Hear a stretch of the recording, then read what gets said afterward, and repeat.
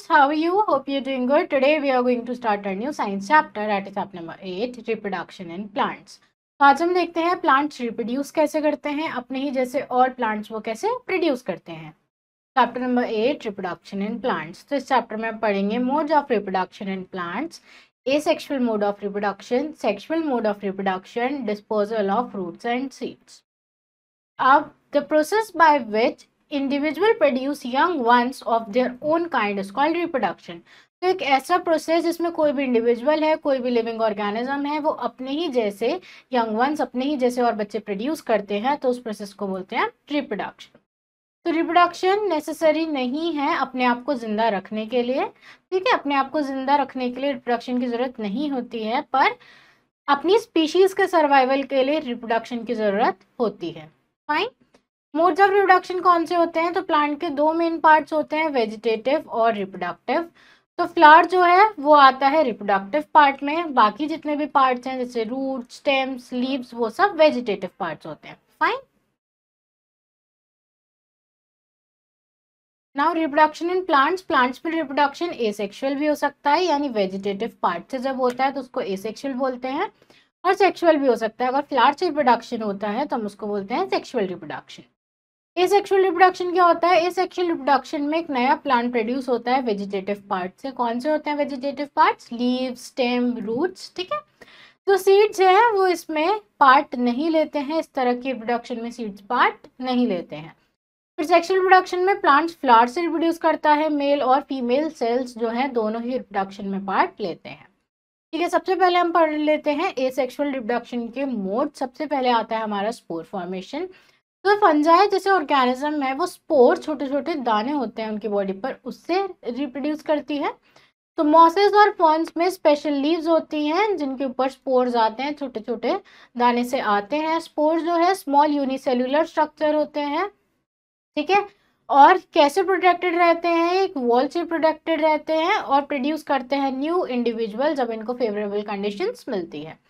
Spore bearing जो structure है वो प्रेजेंट होता है फर्न लीफ पर, उसको हम बोलते हैं सोरी. फाइन. तो सोरी जो है मैच्योर होने पे बर्स्ट हो जाता है, उसके अंदर से स्पोर्स एयर में फैल जाते हैं. ये स्पोर्स एयर में तब तक रहते हैं जब तक इनको फेवरेबल कंडीशन नहीं मिल जाती है ग्रो करने की. एक बार वो सूटेबल पेस पर जाकर सेटल डाउन हो गए, वहां पर वो क्या करेंगे? नए इंडिविजुअल में डेवलप हो जाएंगे. तो ऐसी स्पोर की हेल्प से रिप्रोडक्शन होता है. उसके बाद नेक्स्ट मेथड आता है फ्रेगमेंटेशन. तो स्पायरोगायरा जैसे ऑर्गेनिज्म कैसे रिप्रोड्यूस करते हैं? फ्रेगमेंटेशन से. तो स्पायरोगायरा एक फिलामेंटियस ग्रीन एल्गी होती है जो एसेक्सुअली रिप्रोड्यूस करती है. कैसे रिप्रोड्यूस करती है? अपनी बॉडी को ब्रेक कर लेती है दो या दो से ज़्यादा फ्रेगमेंट्स में, ठीक है. दो से ज़्यादा फ्रेगमेंट्स में अपने आप को ब्रेक कर लेगी. सर्टेन ग्रोथ के बाद एक ग्रोथ ही अपनी ले लेगी पूरी, जितनी अपनी ग्रोथ पूरी कर लेगी, जितना बड़ा उसका होना होगा हो जाएगी. उसके बाद ये अपनी बॉडी को दो तीन पार्ट्स में ब्रेक कर लेगी. जो हर एक फ्रेगमेंट है वो डेवलप होगा नए इंडिविजुअल में. जितने भी फ्रेगमेंट है, जैसे ये बॉडी है, इसके जब पूरी ग्रोथ हो जाएगी तीन चार पार्ट में डिवाइड हो जाएगी. जितने भी इंडिविजुअल पार्ट्स हैं वो एक नए ऑर्गेनिज्म में ग्रो करेंगे. ये वाला पार्ट है, ये भी एक बड़ा स्पायरोगायरा बनेगा. ये वाला पार्ट है, इससे भी ऐसा बड़ा स्पायरोगायरा बनेगा. तो ऐसे ही रिप्रोडक्शन को हम बोलते हैं फ्रेगमेंटेशन, ठीक है. उसके बाद बड फॉर्मेशन. बड एक स्ट्रक्चर है प्लांट के ऊपर, ठीक है, जिसमें शॉर्ट स्टेम होती है. जब वो इमेच्योर होती है तो ओवरलैपिंग लीव्स फोल्डेड होती है उसकी. वेजिटेटिव बर्ड्स प्रेजेंट होती हैं लीव्स की एक्सिल पर. वो शूट्स को राइज देती हैं, ब्रांचेस निकलती हैं, बाकी स्ट्रक्चर्स डेवलप होते हैं. रिप्रोडक्टिव बर्ड्स जो है वो फ्लावर को राइज देगी, उससे फ्लावर ग्रो करेगा. फिर प्लांट पार्ट्स जिसमें वेजिटेटिव बर्ड्स होती हैं वो प्रोपगेशन के लिए यूज होते हैं, जैसे कि स्टेम कटिंग, ग्राफ्टिंग, बड फॉर्मेशन से ही होती है. इसमें इन्वॉल्वमेंट होता है मैन का, यानी कि इसमें ह्यूमन सोर्स लगती है, इसलिए हम इसको आर्टिफिशियल वेजिटेटिव प्रोपगेशन भी बोलते हैं. उसके बाद नेक्स्ट आता है बडिंग. तो कुछ यूनिसेलुलर ऑर्गेनिज्म जैसे यीस्ट ये प्रोड्यूस करते हैं बडिंग से. इस प्रोसेस में बड ग्रो करती है, ठीक है. आप यहाँ देख सकते हो क्या है, बड्स हैं. तो बड ग्रो करती है, बड में से नए इंडिविजुअल ग्रो करते हैं. तो बड जब यीस्ट की बॉडी पर ग्रो करेगी तो नया इंडिविजुअल सेपरेट हो जाएगा यीस्ट की बॉडी से. यीस्ट बेकरीज में भी यूज होती है. कोरल्स और स्पॉन्जेस जो हैं वो भी बडिंग से रिप्रोड्यूस करते हैं. बड जो है वो सेपरेट नहीं होती है पेरेंट ऑर्गेनिज्म से स्पॉन्जेस और कोरल्स में ह्यूज कॉलोनीज ऐसे ही बनती रहती है उसी पेरेंट प्लांट के ऊपर, ठीक है।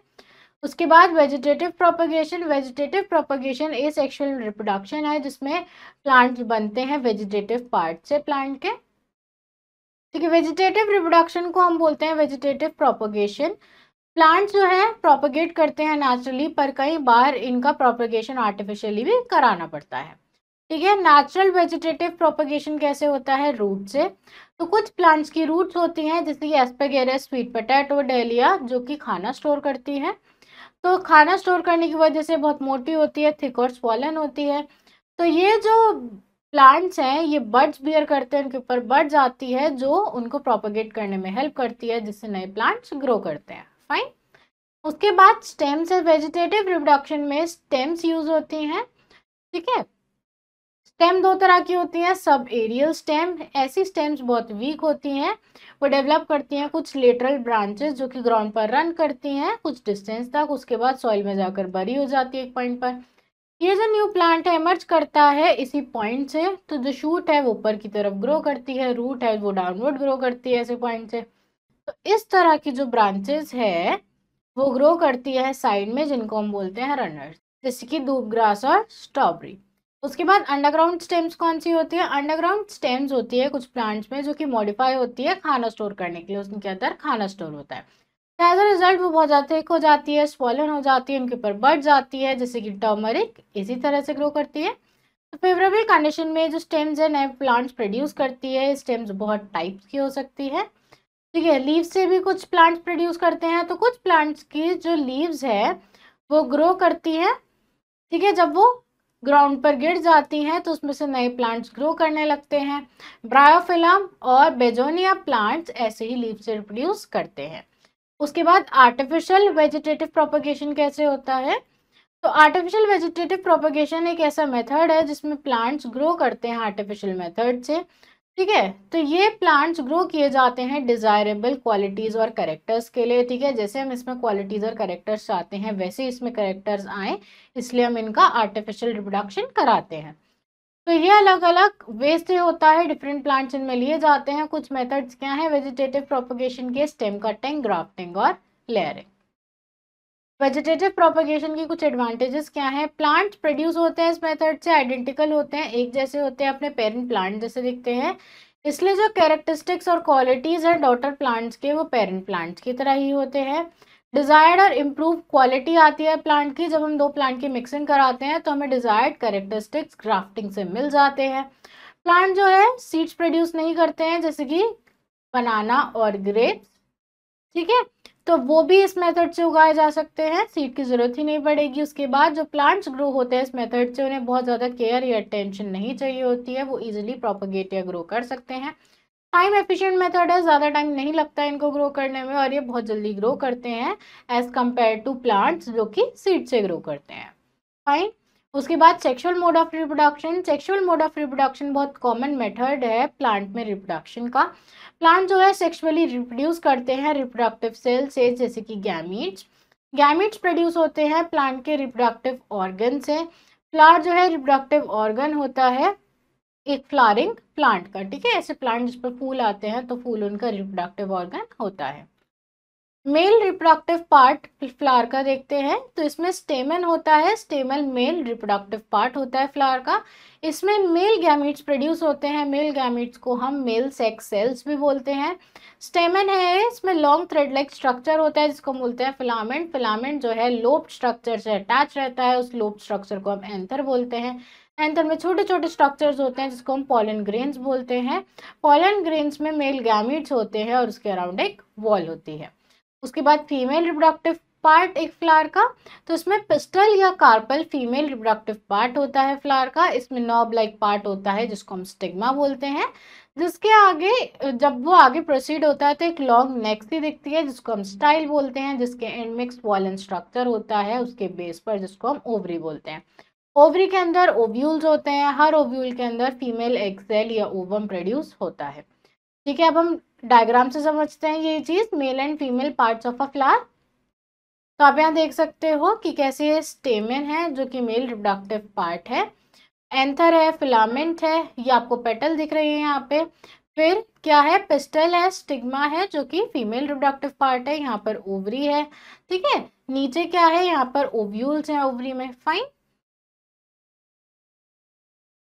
सेफ्रॉन एक एक्सपेंसिव स्पाइस है जो कि ऑब्टेन होती है कॉर्कस फ्लावर के स्टिग्मा को ड्राई करके। उसके बाद बायसेक्सुअल एंड यूनिसेक्सुअल फ्लावर्स क्या होते हैं, तो ऐसा फ्लावर जिसमें दोनों ऑर्गन्स होते हैं, मेल और फीमेल रिप्रोडक्टिव पार्ट्स प्रेजेंट होते हैं, दोनों ही पार्ट्स प्रेजेंट होते हैं, उनको हम बोलते हैं बायसेक्सुअल प्लांट्स या फिर हर्माफ्रोडाइट फ्लावर्स, ठीक है। तो सनफ्लावर, पेट्यूना, रोज, मस्टर्ड, पी जो है कुछ बायसेक्सुअल फ्लावर्स है जिनमें मेल और फीमेल रिप्रोडक्टिव पार्ट्स एक ही फ्लावर में प्रेजेंट होते हैं। कुछ प्लांट्स में मेल और फीमेल पार्ट्स अलग अलग फ्लावर में प्रेजेंट होते हैं, ऐसे फ्लावर्स होते हैं यूनिसेक्सुअल फ्लावर, ऐसे फ्लावर्स कहलाते हैं यूनिसेक्सुअल फ्लावर्स। प्लांट जैसे कि papaya, corn, mulberry, cucumber unisexual flowers है, ठीक है। आपको यहाँ दिखाए हुए भी है पिक्चर्स बायसेक्सुअल फ्लावर्स की। उसके बाद पॉलिनेशन क्या है, अब जब अलग अलग फ्लावर्स में रिप्रोडक्टिव पार्ट्स प्रेजेंट है, मेल रिप्रोडक्टिव पार्ट और फीमेल रिप्रोडक्टिव पार्ट अलग अलग फ्लावर में प्रेजेंट है, तो उनका पॉलिनेशन कराना जरूरी है। तो इसमें क्या होता है, ट्रांसफर होता है पॉलन ग्रेन्स का स्टिग्मा तक, फ्लावर के स्टिग्मा तक, तो इसी को हम पॉलिनेशन बोलते हैं।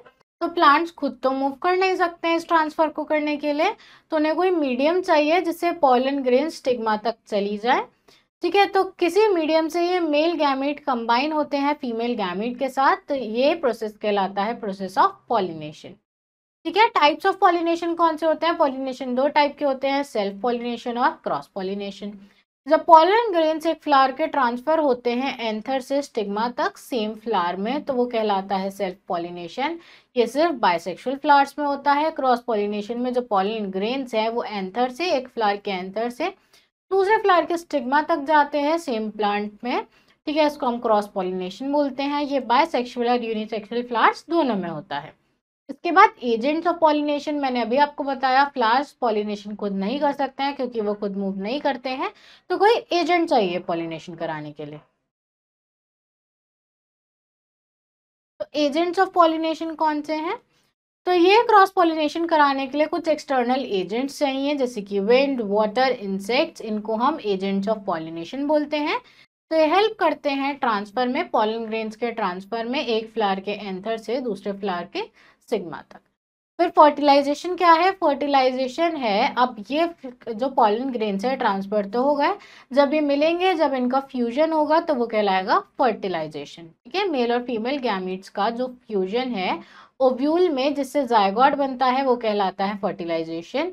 तो जायगोट है ये फर्स्ट सेल है नए प्लांट का, नए प्लांट की पहली शुरुआत है।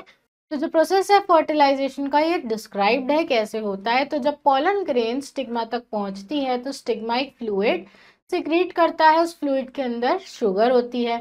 तो पॉलन ग्रेन्स जो है अगर वो सेम स्पीशीज के होंगे तो पॉलन ग्रेन रिस्पॉन्ड करेंगे उस लिक्विड को, ठीक है।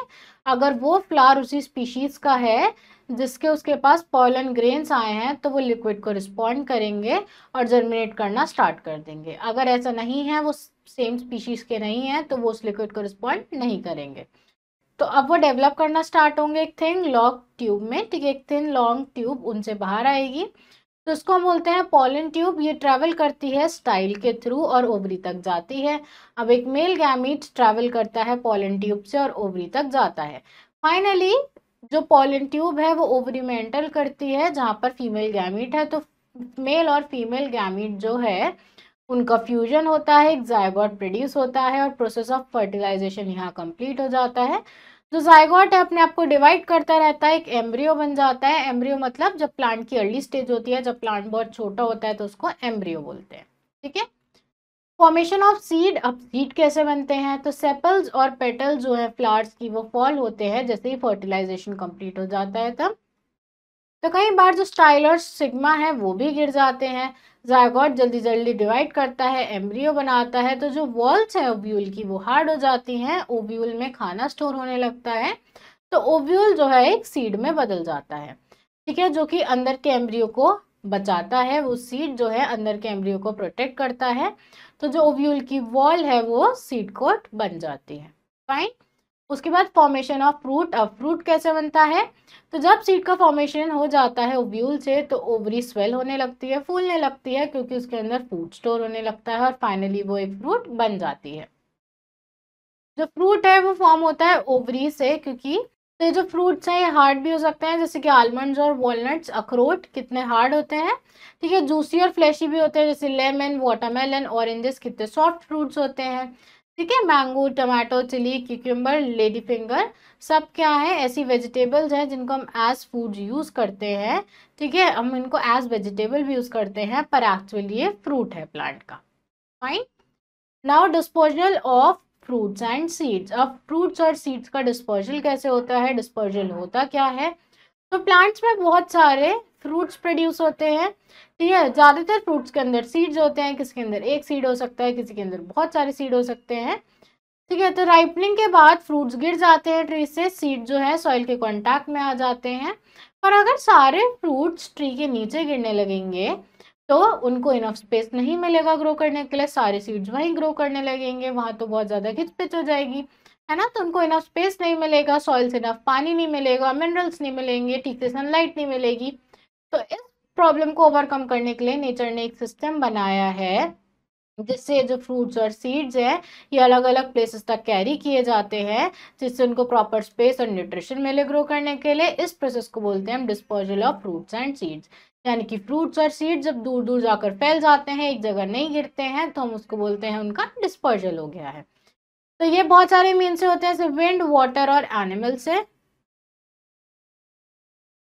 नेक्स्ट आता है डिस्पोजल बाय विंड। तो विंड जो है बहुत इंपॉर्टेंट रोल प्ले करता है फ्रूट्स और सीड्स को अपने साथ ले जाने में। फ्रूट्स और सीड्स हवा में उड़कर चले जाते हैं। तो ऐसे फ्रूट्स और सीड जो बहुत स्मॉल होते हैं, बहुत हल्के होते हैं, वही डिस्पर्स्ड होते हैं विंड से, ठीक है। कुछ प्लांट्स जो है उनमें विंड सीड्स होते हैं, उनके ऑलरेडी विंग होते हैं, जैसे कि cinchona, milkweed, drum stick, dandelion and maple. इनके विंग इनके विंग्स की हेल्प से ये इजिली डिस्पर्स हो जाते हैं। कॉटन और कैलोट्रोपीज में हेयर्ड सीड्स होते हैं, जिससे इजिली उड़कर जा सकते हैं। तो डिस्पोजल बाय वाटर, वाटर से भी होता है डिस्पोजल। तो जो सीड्स हैं प्लांट्स के वो ग्रो करते हैं रिवर बैंक्स, एक्वेटिक प्लांट्स पर, वो डिस्पर्स होते हैं वाटर के थ्रू। इनमें स्पॉन्जी स्ट्रक्चर होते हैं जिसकी हेल्प से फ्लोट कर पाते हैं। इनके ऊपर वाटर प्रूफ कोट्स होते हैं। फ्रूट जैसे कि कोकोनट, इनके ऊपर फाइब्रस शेल होता है जिसकी वजह से ये फ्लोट करते हैं। फाइन, आप यहाँ देख सकते हो कोकोनट फ्रूट है जो कि वाटर में फ्लोट करेगा और वाटर से ही डिस्पर्स होगा। Disposal by animals. अब कुछ जो सीड्स होते हैं उनके ऊपर ऐसे हुक्स होते हैं, ठीक है। तो ये जो स्ट्रक्चर है ये बॉडी पर स्ट्रिक्ट हो जाते हैं ग्रेजिंग एनिमल्स के। ऐसे एनिमल जो कि घास खा रहे हैं, ग्रेज करने आए हैं, उनकी बॉडी पर ये स्टिक हो जाते हैं, ठीक है। और वो ही इनको दूसरे प्लेसेस तक पहुंचाते हैं। बर्ड्स भी डिस्पोजल में हेल्प करती है। सीड जैसे कि जेंथियम इस मेथड से डिस्पर्स होते हैं। उसके बाद न्यू बर्ड्स। रिप्रोडक्शन क्या है, process of producing young ones of its own type. Gamete क्या है, सेल्स जो कि सेक्सुअल रिप्रोडक्शन में पार्ट लेते हैं। बाइसेक्सुअल क्या है, जिसमें मेल और फीमेल रिप्रोडक्टिव ऑर्गन दोनों होते हैं। यूनिसेक्सुअल क्या है, ऐसे फ्लावर जिसमें या तो मेल या फीमेल रिप्रोडक्टिव पार्ट होता है। फर्टिलाइजेशन क्या है, मेल और फीमेल गैमीट्स का फ्यूजन। और जाइगोट क्या है, जो सेल प्रोड्यूस हुए हैं फर्टिलाइजेशन से। उसके बाद लेट्स रिवाइज। तो ऑर्गेनिज्म के लिए नेसेसरी है अपने ही जैसे और ऑर्गेनिज्म प्रोड्यूस करना, ताकि उनकी स्पीशीज का सर्वाइवल बना रहे। हम इसको बोलते हैं रिप्रोडक्शन। तो प्लांट्स में फ्लावर जो है रिप्रोडक्टिव पार्ट होता है, और लीव, स्टेम, रूट जो है वो वेजिटेटिव प्लांट होते हैं। प्लांट्स इनमें से किसी भी पार्ट से रिप्रोड्यूस कर सकते हैं। सेक्सुअल रिप्रोडक्शन जो है वो स्टेमन्स और पिस्टल्स में होता है, जो कि फ्लावर में प्रेजेंट होते हैं। ओवरी कन्वर्ट हो जाती है फ्रूट में और ओव्यूल्स सीड में। सीड्स और फ्रूट जो है अलग अलग पार्ट्स तक ले जाए जाते हैं। उनको कौन कैरी करता है, विंड, वाटर और एनिमल्स। फॉन्स और मॉसेस रिप्रोड्यूस करते हैं स्पोर से। रूट्स कुछ प्लांट्स की हेल्प करती है रिप्रोडक्शन में। कटिंग और लेयरिंग कुछ आर्टिफिशियल प्रोपगेशन के मेथड हैं। वेजिटेटिव रिप्रोडक्शन ज़्यादा बेनिफिशियल है सेक्सुअल रिप्रोडक्शन से। फाइन। उसके बाद यूनिसेक्सुअल फ्लावर जो है किस में प्रेजेंट होते हैं, मस्टर्ड, सनफ्लावर, पपाया या पी। तो answer is mustard. The first cell of new plant is zygote. Female gamete of a plant is contained in stigma, style, ovary and none of them. The female gamete is in ovary. Spawns reproduce through grafting, layering, spore formation, या stem cutting. So they reproduce through spore formation. Then seed in mature ovary develop from ovules, stigma, pollen grains या pollen tubes. The answer is ovules. Fill in the blanks. The fusion of male and female gametes is called fertilization.